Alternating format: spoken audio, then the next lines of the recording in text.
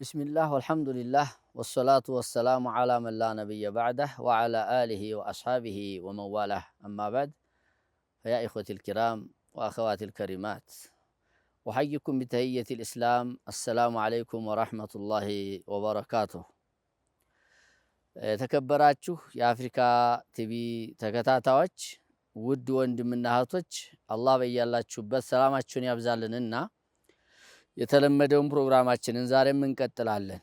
የቤቱን ንጉስ በሱ ስተት የተነሳ ቤቱ እንዳይቃወስ አንዳንድ ስተቶችን ጥቆማ ለማድረግ ያው ዛሬም እንቀጥላለን። ባል ለሚስቱ ሐቋን እንዲወጣ ቤቱ ያማረ የሰመረ እንዲሆንለት ምን መጠበቅ አለበት? አተኽሊያ ቀብለ ተሕሊያ ይላሉ።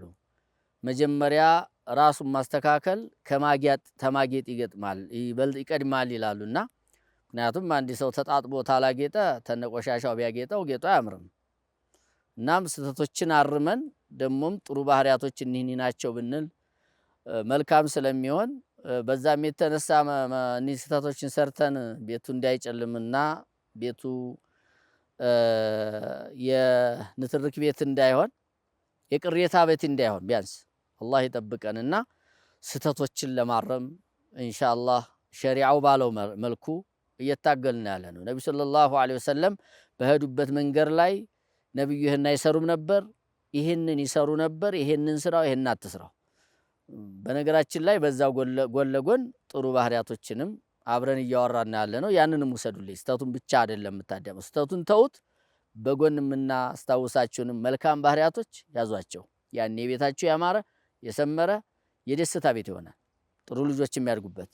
ዛሬ የማስታውሳችሁ ቢኖረኝ ቂለቱል ኢዕቲዳር ቢተጀሙል ሊዘውጃ፣ ባል ለሚስቱ አለመበጃጀት፣ ለሚስቱ አለመዋብ ስተት ነው።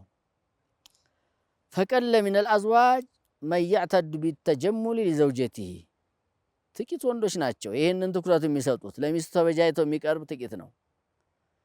ብዙ ጊዜ የሚያስጨንቀው ወደ ውጭ ትወጣ ፕሮቶኮሉን ጠብቆ አምሮበት ሰው ዘንድ መታየት ነው።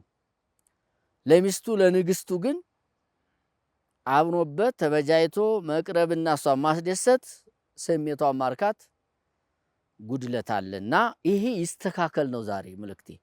ይሄ መስተካከል አለበት። እኛ ነብያችን አለይሂ ሰላቱ ወሰላም አራያችን ናቸውና እውጭ በተለያየ ቦታ ላይ ውለው ሲመጡ ምንድነው መጀመሪያ ቤት የሚሰሩት ተብላ እሜቴ አይሻ ስትጠየቅ መጀመሪያ በሲዋክ ነው የሚጀምሩት። መቼም እኮ ሱብሃንአላህ እንዴት ያሉ ነብይ ናቸው! ለሁሉ አራያ የሆኑ ለሁሉ ቁድዋ የሆኑ ነብይ ሰለላሁ ዐለይሂ ወሰለም ባልሆነው የባልነትን ግዴታዎችና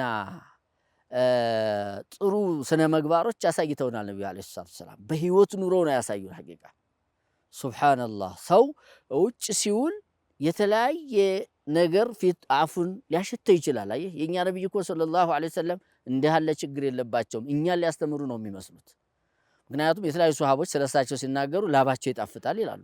እጃቸው ገና በመያዙ ብቻ ሱብሃንአላህ ሽቱ ገብቶ የወጣ እጅ ነበር እጃችን የሚጣፍጠን ይላሉና ግን ነብዩ ዐለይሂ ሰላቱ ወሰላም ለማስተማር ለጥንቃቄም ሲዋክ አድርገው ነበረ ወደ ሚስቶቻቸው የሚሄዱት ማለት ነው። እንደገቡ ተነምናምናቸው ሚስቶቻቸው ጋር አይቀርቡም። ለምን? ማናላትና እኔ ታላማርኩላት፣ እኔ ታልተበጃጀሁላት፣ እኔ ታልተዋብኩላት፣ እኔ እሷን ልቧን ወደ እኔ እንዲረካት አላደርጓት፣ በልቧ ማለት ነው፣ ባይኗ ማለት ነው። በተለይ በአሁን ዘመን ይሄ ማህበራዊ ሚዲያ መጥቶ እዚሁ ገዛንላት ሞባይሏ ላይ የተለያየ የምታይበት ሁኔታ ላይማ የበለጠ ተማንም በልጠንና ተማንም ቀድመን መታየት አለብን። ይሄ ማለት እሷ ትመልከት እያልኩ አይደለም፣ ያስተት ነው። ከባሏ ውጭ ሌላ ማየት የለባትም። ወቁል ሊልሙእሚናት የግዱድነ ሚን አብሳሪሂን ወሕፈዝነ ፍሩጀሁን፣ ለሴት አማኞች ንገራቸው ይላል። አይናቸውን መለስ ሲያርጉ ብልታቸውን ይጠብቁ ንገራቸው ይለውታል ነብዩ ሰለላሁ ዐለይሂ ወሰለም በቁርአን። እኛንም እንደዚሁ አይናችሁን መልሱ እንደተባልነው ሁሉ ማለት ነው። ወሊል ሙእሚኒነ የጉዱ ሚን አብሳሪሂም ወይሕፈዙ ፍሩጀሁም ይላል። ለሙእሚን ወንዶች ንገራቸው ብልታቸውን ይጠብቁ አይናቸውን መለስ ያርጉ ይላል። በተለይ እኛ ላይ ላቱጥቢ ነዝረተ ነዝራ ድንገት እንኳን ብታይ አይንህን አስከታትለህ አትይበት መለስ አድርገው በማለት ተመክረንበታልና ይፈቀዳል ማያቷ ማለት አይደለም። ግን ምንም ቢሆንም ደግሞ አንዳንዴ የሆነ ነገር ዜና ሰማለሁ ብላ ልገባ ትችላለች። በዛን ሰዓት አንተ እንደዛ ሆነህ እየቀረብክ ሌሎች በምታይ ጊዜና ምንድነው የሚሰማት? ስለዚህ የኛ ጎዶሎ መኖር የለበትም። ለሚስቶቻችን መበጃጀት አለብን። አንዳንድ እህቶቻችንን የኛ ማጉደል ምን እንዲሰማቸው እናደርጋለን? በቃ ሚስት ለባሏ ብቻ ነው መበጃጀት ያለባት ማለት ነው።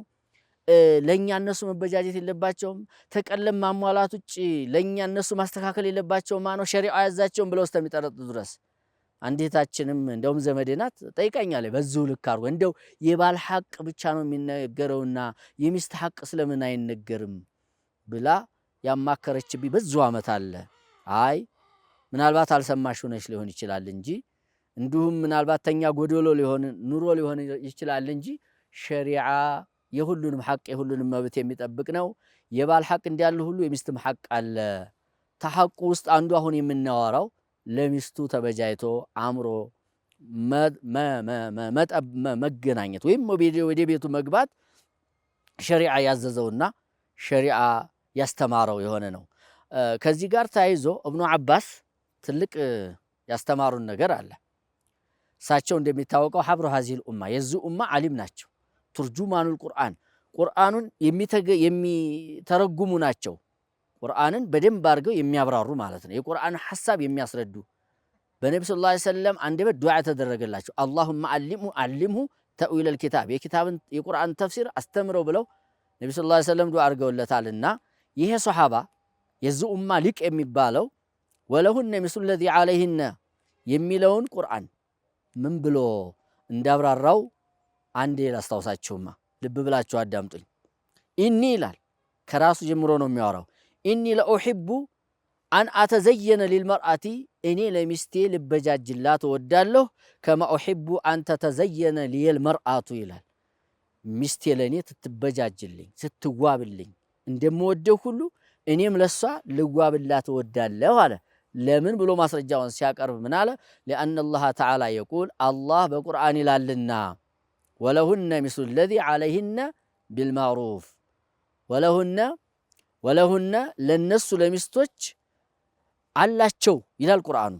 ሚስሉ ለዚ ዐለይሂነ በእነሱ ላይ ያለባቸውን ግዴታ ያክል ተባሎቻቸውን መብት አላቸው ብሏል ቁርአን ቢልማዕሩፍ። ስለዚህ እሷም ተኒ ሐቅ አላት እኔ ተሷ ሐቅ እንዳለ ይሁንሉ ወሊርጃሊ ዐለይሂነ ደረጃ ቢልም ማለት ነው። ስለዚህ እኛም ለሚስቶቻችን ጥሩ ሆነን መቅረብ አለብን። ነብዩን አርአያ እናርግ። ስትገባ በስራ በዋልክበት ልብስህ አትቅረብ። በቃ ስትገባ የስራ ልብስህን ቀይር አድርግና ጥሩ ልብስ ለበስ አድርገህ ሽቱ ሸተት ብለህ ሲዋክህን ጠብቀህ ጥርስህን ፍቀህ ቡሩሽ አድርገህ ነው ከሚስት ጋር መጫወት ማውራት። ያኔ በአንተ ብቻ ትረካለች፣ በአንተ ብቻ ትብቃቃለች። ምንም ልቧም ሆነ አይኗም ሆነ ሌላው ወደ ውጭ አይወጣባትም። በቃ እዚሁ አንተ ሆንካት ማለት ነው። ስለዚህ ለሚስቶቻችን ጥሩ እንሆን፣ ጥሩ እንዲሆኑልን ብቻ እንፈልግ። ሊሆን አይችልም። ይሄ አቅልም አይቀበለውም። እሷ ብቻ ጥሩ ትሆንልኝ፣ እሷ ብቻ ትበጃጅልኝ፣ እሷ ብቻ ትመርልኝ። እሷስ ታዲያ ማን ይመርላት? አንተ ልታምርላት ይገባል። አንተ ልትዋብላት ይገባል። ተበጃጅ። በቃ የምትችለውን ያህል ለሷ አምሮብህ ጣፍጠህ ተውበህ ቅረብና ያኔ ፍቅር ቤቱ ይሞላል ማለት ነው። አንተን ታከብራለች፣ ታፈቅራለች። ወጀዐለ በይነኩም መወደተን የሚለው ይገኛል። ፍቅር በመካከላቸው አድርጓል የሚለው አላህ ሱብሓነሁ ወተዓላ ታምራት አድርጎ የቆጠረው ማለት ነው። የማይታወቁ ባዳና ባዳን አገናኝቶ ከእናት አባት ከወንድም ከእህት በላይ አብሮ ህይወት እንዲቀጥሉና እንዲፋቀሩ ሚስጥረኛ እንዲሆኑ ለአባት ለእናቷ የማታሳየውን ነገር ለሱ እንድትሰጥ እሱም እንደዛው ያደረገው ይሄ የአላህ ታምራት ነው። ይሄ ሊቀጥል የሚችለው ግን ሐቅ ስንጠባበቅ ነው። ከዛ ውጭ ስንዋብ ስትዋብልን ነውና አንቺም ለባልሽ ተበጃጅተሽ ቅረቢ፣ አምረሽ ሰምረሽ ቅረቢ። እንደው በስራ ልብስሽ ባለን ያህል ሐቢብ ዝም ብለሽ እንዳትቀርቢው አደራሽን። ቀልቡ ቅሽ እንዳይለው ስራ ላይ ነው ያሉት። አንቺ የበለጠ ደግሞ ብዙ ያያለው አታስከታትል ተብሏል እንጂ ቅድም እንዳልነው ድንገት የሚያው ነገር ይኖራልና የሚያጅብ ነብዩ አለይሂ ሰላም ዘለ አንድ ምክር ትዝ አለኝና አንድ ቀን የሆነ ሴት አዩ። ጠቢዒ ነው ችግር የለም ተፈጥሯዊ ነገር ነው። ቶሎ እየሮጡ ሄዱና ባለቤታቸው ዘይነብ ጋራ ተጫውተው ተመለሱ። እንደዚህ ሲታያችሁ በሸይጣን እንድትሰወር ትችላለች ተወሰውሳለችና ሚስታችሁ ዘንድ ሂዱ ያ ነገር ተልባችሁ ይወገዳል አላህ ነብዩ ሰለላሁ ዐለይሂ ወሰለም።